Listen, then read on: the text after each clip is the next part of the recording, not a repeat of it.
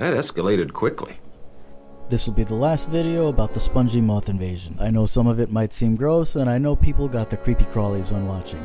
But I find these things fascinating, and I know a lot of people do too. Previously we saw caterpillars, we saw skins of caterpillars, and we saw some cocoons. So what comes after the cocoons? This specimen here is a male.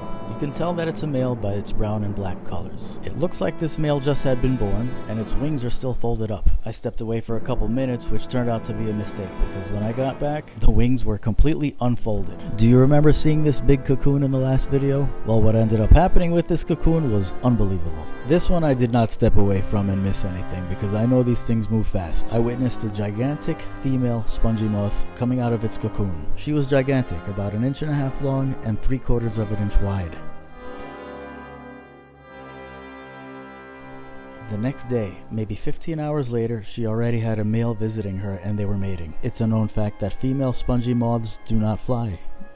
Their only purpose is to lay hundreds of eggs. I read that the egg batches can be anywhere from 600 eggs to over 1,000 eggs. But lo and behold, just a few feet away, I happened to see the next stage after the mating.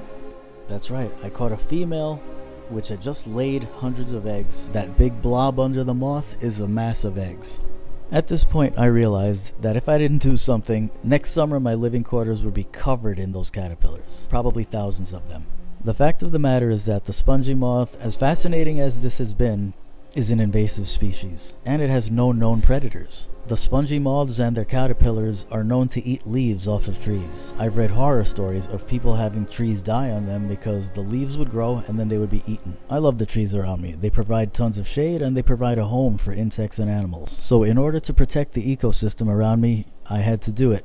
You guessed it, I had to exterminate everything, including the eggs, especially those eggs. Be sure to like and subscribe. Thank you for watching and see you next time.